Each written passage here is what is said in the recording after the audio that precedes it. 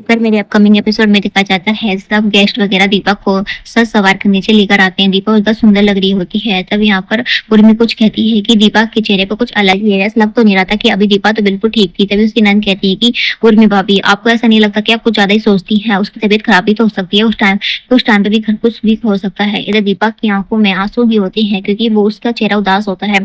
तभी अब यहाँ पर सब लोग खुश होते हैं। लावण्या दीपा को नीचे बिठाती है और कहती है कि आओ बैठो नीचे।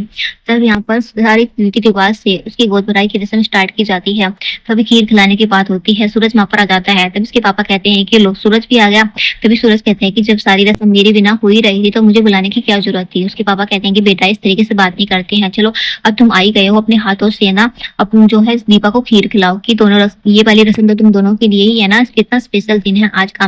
तब यहाँ पर सूरज टोंट मारता फिर वो नीचे बैठ जाता है दीपा को खिल खिलाने के लिए। मगर दीपा के तो होश हो जाते हैं क्योंकि उसे पता चल जाता है कि सूरज से ऊपर हो जाना चाहता है। तभी ऐसे वो खीर खिलाता है तो दीपा कहती है कि सूरज जी आपको आने की क्या जरूरत थी, क्योंकि है ना आप तो मुझे देखना चाहते थे कि ना मैं ऊपर पहुंच चुकी हूँ या नहीं, मर चुकी है नहीं। तभी सूरज जैसे ही दीपा की तरफ देखता है उसके होश उड़ जाते हैं। तभी सूरज कहता है कि तुम क्या कह रही हो। दीपा कहती है कि क्यों, जो मैं सच है वही तो कह रही हूँ। सब लोग हैरान हो जाते हैं, सब लोग दीपा की तरफ देखने लग जाते हैं। दीपा इल्जाम लगाती है कि सूरज जी उसे ऊपर पहुंचाना चाहते हैं। ऐसी क्या बात हो गई थी सूरज जी जो कि आप मुझे यहाँ तक पहुंचा दिया। अगर आप अपने हाथों से कुछ भी दे देते ना मैं तो खुशी खुशी खा लेती, मगर आदमियों को भेजकर मुझे नुकसान पहुंचाने की कोशिश कर रहे थे, मैं तो कभी सोच भी नहीं सकती हूँ। तभी यहाँ पर सूरज कहता है कि अपने घिनौने काम छुपाने के लिए तुम मुझ पे क्यों इल्जाम लगा रही हो। वाह भाई वाह दीपा, तुम तो एक इतनी पहुंची हुई चीज है ना, मैं तो कभी सोच भी नहीं सकता हूँ। सूरज जोर जोर से हंसने लग जाता है। दीपा कहती है कि क्या मतलब है तुम्हारा। तभी सूरज कहता है कि क्यों, सारी बात मुझे तुम्हें बतानी पड़ेगी जो कुछ हुआ है। तुम अपना घिनौना सच छुपाने के लिए मुझ पे इल्जाम लगा रही हो कि मैं तुम्हें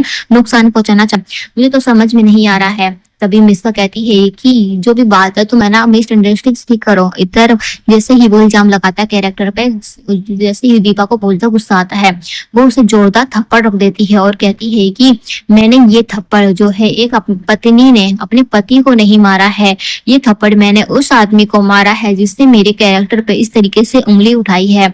मैं तो कभी सोच भी नहीं सकती हूँ कि आप मुझ पे इल्जाम लगा रहे हैं, मेरे होने वाले बच्चे पे इल्जाम लगा रहे हैं। मैं तो आपको बारे में सोचोगे मैंने कभी सोचा भी नहीं था। तभी नानी कहती है कि आज दीपा ने तूने क्या कर दिया, तूने अपने पति पर ही हाथ उठा दिया, ये कैसे हो गया। तभी दीपक जो होती है वो कहती है कि तुम जो है सारी चीज छुपाने के लिए मुझ पे इल्जाम लगा रहे हो। उर्मी कहती है कि तुमने भाई पे थप्पड़ मार दिया, दीपा तूने क्या कर दिया। सब लोग परेशान होते हैं क्योंकि दीपा ने कैसा कदम उठा लिया जो किसी ने सोचा भी नहीं होता। क्या इन दोनों की गलतफहमी दूरी होगी या हमेशा के लिए इनकी दूरियां और बढ़ जाएगी। देखने के लिए हमारे साथ बने रहिए।